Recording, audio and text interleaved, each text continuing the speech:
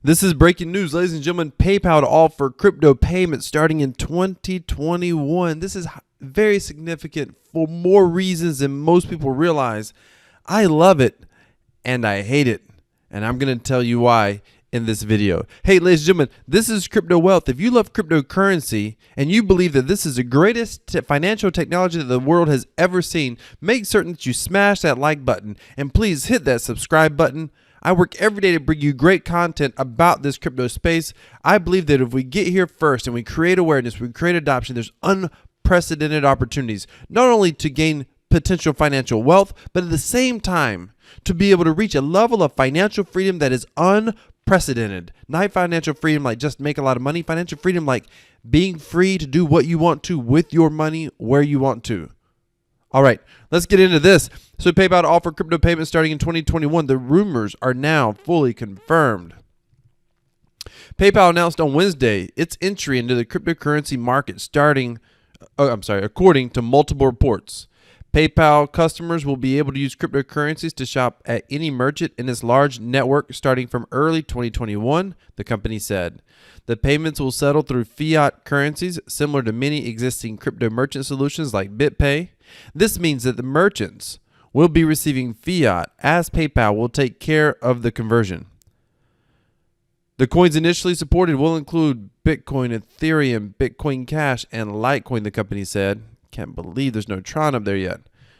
The payment giants partnered with Paxos to deliver the service, and it obtained a conditional cryptocurrency license from the New York Department of Financial Services, commonly known as the BIT license. In addition to the cryptocurrency payments, PayPal users will be able to purchase crypto directly through the app. PayPal will thus feature a cryptocurrency wallet, letting users buy, sell, and hold crypto via the PayPal apps.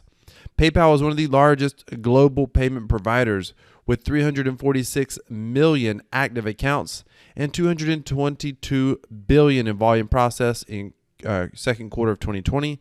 It was one of the initial founding members of the Libra Association, though it subsequently dropped out after regulatory pressure mounted for the project. Rumors of a planned crypto integration surfaced earlier this year. The company is nevertheless often criticized in crypto circles due to perceived unfair practices and the amount of control it has within its own network. If you are unfamiliar with this, I'm going to catch you up to speed quickly in this video. Okay, so a couple things. Let me just say this. Here's what I like. This is huge for mass adoption and awareness. This is going to get people paying attention. Just the amount of people who use PayPal to see, oh, there's a cryptocurrency wallet there. Like, this is huge. This is huge for crypto businesses. BitPay will eventually get bought out. A new competitor will rival them and beat them in the marketplace, or they will rise up. The current owners and stakeholders, investors will rise up, and either way, this is huge for them. They're going to become a very well-known company, most likely. I mean, this is anyone in the crypto space. Those of you that have crypto YouTube channels, small YouTube channels, you're just grinding away. You think nobody's hearing you. You get your few views. Listen, even this channel, right? We're at just crossed over 10,000.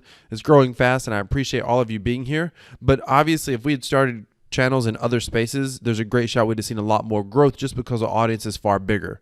But I'm going to tell you right now, every cryptocurrency business, every cryptocurrency investment, and every cryptocurrency content creator, YouTube channel, blogger, etc., your business and exposure and investments are going to explode if mass adoption happens. Not financial advice, but there's no way that it can't. There's a larger audience. There's more people who want to consume your content to. On YouTube, there's more people to serve ads to. There's more people to subscribe to your channels. I mean, BitPay, there's more volume of transactions for them to process. The absolute awareness, everybody knows about PayPal. Everybody knows about PayPal. Now, quite frankly, PayPal actually sucks in so many ways. It's ridiculous, or they suck so bad it's ridiculous, and I can explain that in a moment. And I guess I'll just start with that because this is part of what I don't like. PayPal. If you've ever done business, if you've ever done business online, and you try to accept payments through PayPal, things will go well for a minute, and sooner or later you will get screwed. It is, I mean, I can't tell you how many times I've been told about this. And basically, PayPal will if they don't like seeing a certain amount of transactions, or they don't like seeing a certain dollar size come in too often, or they don't like seeing a certain size of transactions over a certain dollar amount, will flag PayPal. You start bringing in $1,000 payments. You sell some sort of high online course. You start getting $1,000 payments. You can be fine for a little while, but eventually there's going to be a big red flag there, and they'll freeze your account and they'll freeze your funds, and it's really just a big fat inconvenience. And they're not always transparent on why they did it. If you try to take subscription payments through PayPal, you can run into issues there. And PayPal inside their own policy, I can tell you this about subscription payments because I've looked at them for our course. They say they can't do it, but then there's people that can do it. And the literal recommendation is call PayPal every single day and keep asking until you get to someone who says, oh yeah, you can do that. That tells you how crazy their internal workings are. But people use them because they're convenient. I mean, if you put PayPal on your website, you see an average of 16% increase in your sales volume. That's the average numbers across the board because people do use PayPal. And that's why it's good. It creates awareness. Now, here's what there's several things that I don't like and I'm concerned about. And all of us in crypto already, we need to make certain that our friends and family, people that start using cryptocurrency, that they understand this stuff. Okay? So it's no doubt that PayPal is going to be entered into the market. PayPal already has your full KYC AML. This is just another way, and this isn't necessary. I'm telling you this for your awareness on why. But we'll get to this. We'll get back to security. This is another way for government entities to track blockchain transactions. You see, the blockchain originally Bitcoin was considered to be private, and people couldn't tell. And you may look at those numbers if you've ever tried to look at the blockchain or whatever on Blockfolio or any of those places. You may think, well, there's no way to know who these people are. There's no way to know where these transactions are coming from. So therefore, it's probably private. But it's not, because what happens is through Chainalytics now, they're able to track transactions. So anywhere that you've done a transaction where you connected, so for example, if you have an exchange with Binance and you've done KYC AML or through Coinbase, when you send a transaction from Coinbase to somewhere online, then you send it somewhere else, and then it goes to another online wallet, and then you send it somewhere else, and it goes to another online wallet. They can track those transactions, all those transactions through Chainalytics, except for certain privacy coins and privacy features. It's a public blockchain. So once they know your identity is connected to this wallet, this ID, those transactions are trackable, but it's only going to be trackable once you're able to connect your identity. PayPal, they're able to connect your identity. This is why KYC AML is such a big deal. And there's a big debate in the cryptocurrency community. Should you do it? Should you not do it? I understand why people say don't do it or try to avoid it. I do understand that. But right now with taxes and the way they're cracking down on crypto, it's not worth it for most people. Just do KYC AML. You don't pick the fight until you're ready to pick the fight. I believe there will come a time where that fight might need to be picked, but it's not today. So be mindful, be aware of why cryptocurrency is important, be aware of the freedoms that exist, understand the technology, but definitely obey all the laws. With that being said, one of the things that I think is risky for PayPal is a security risk. PayPal is essentially going to serve as an exchange. They will hold people's cryptocurrency. Be very careful. I mean, PayPal is, oh my goodness. Do you know the number one phishing attack target, or the attack that most phishing attack is when you get an email from PayPal that says, hey, your account's been suspended or hacked, or there's been a payment come through. And when you go click on the link to go to PayPal, you're not actually going to PayPal. Even though the website looked like it came from PayPal, it's a scam site. You click on a link. The link might even look similar. It may be PayPal with an S. The link will never say paypal.com. It will look similar. And then when you go there, you end up on a website that looks like PayPal. When you log in, now someone has your PayPal information. Phishing attacks. And the reason that's problematic is because now they're going to get access to people's crypto if you're not careful. I mean, PayPal, phishing attacks are the most common attack that gets through on cybersecurity experts. Did you just hear me? Because when people hear about a phishing attack, they're like, oh, that's so stupid. Don't ever fall for that. Don't ever open those emails.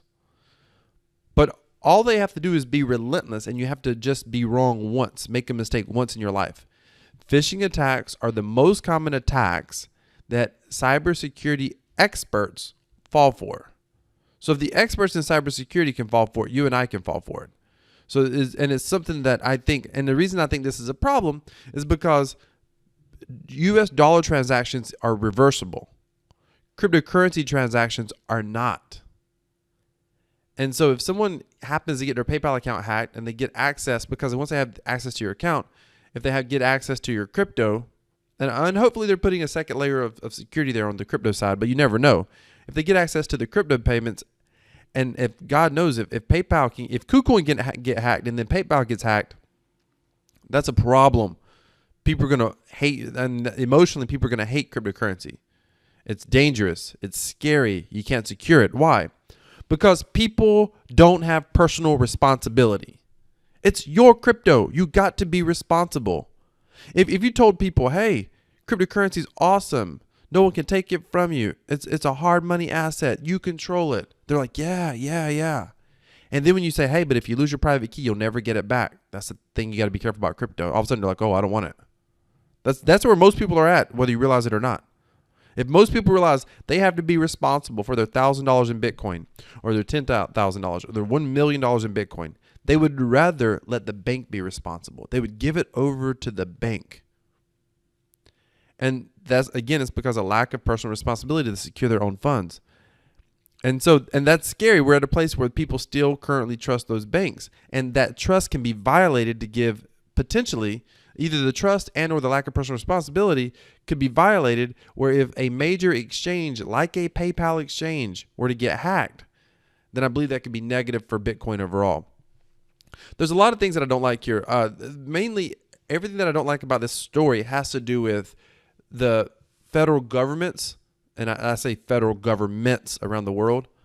The governments around the world basically co-opting the movement through FedCoin. I believe we're watching a battle right now, and I believe that there's battle lines being drawn, and there's a lot of, and the battle lines are between controllable fiat currency, inflatable fiat currency, and hard assets public blockchain currency like Bitcoin. And so I think there's battle lines being drawn, and there's plans being laid on how can we best co-op, fix, or create this. How can we create this, meaning create it into our ecosystem? How can we bring this into our ecosystem in a way that works? Now, I don't necessarily know that PayPal per se is there at that point. They're just looking for a way probably to bring in additional business. But again, just a year ago, I had issues with PayPal. 2 years ago, I had issues with PayPal trying to send Bitcoin to PayPal from Coinbase. It was crazy. I actually just had an issue this year. I was going to make a video on how to buy, and I'll give you this tip here, how to buy Bitcoin with PayPal the fastest way possible. And what you do is you go into PayPal and you add your Crypto.com account. If you have a Crypto.com card, then if you log in on that card in the app, you have an account with a routing number and account number.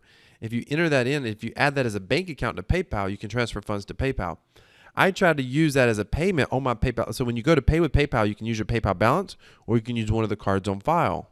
Well, I just thought I'm going to try to use my Crypto.com card, and I tried to use it, and for whatever reason, PayPal blocked it and removed it as a payment processor. In the world of finances, PayPal's a little bit of the Gestapo. They kind of make decisions, and sometimes it's not easy to get them to reverse those decisions. Or if they do reverse it, it creates a lot of inconvenience. Now we're going to bring that layer of confusion to crypto potentially for people. And it's like, And Cash App is known to do this. Cash App's known to monitor your cryptocurrency transactions. And if you send to certain exchanges they don't like, they'll block it. If you send to certain websites they don't like, gaming websites or whatever that they don't like, they'll block you from sending cryptocurrency. They'll block your account, or they won't allow you to move cryptocurrency outside of your account. For me, that's the exact opposite of what cryptocurrency is all about. So now PayPal may start doing that potentially. Why? And there's a reason they do it. They're a really big company with a lot of potential liability. They don't want someone sending payments to the Silk Road or to some unregulated exchange or whatever. But it's your crypto. If you break the law, you're responsible for breaking the law. I personally believe you should get to do whatever you want to with your money, with your crypto, your assets. That's why I love cryptocurrency. That's why crypto, generally, when you hold your cryptocurrency and you transact in your cryptocurrency, no one can stop you. When they hold it, they can prevent you from making decisions with your own cryptocurrency. So I see that this is good for mass adoption. It may be bad for the battle of cryptocurrency freedom. That's my thoughts. What are your thoughts? You let me know down in the comments. Thank you so much for watching. This has been Crypto Wealth. Cryptocurrency equals freedom. I'm out.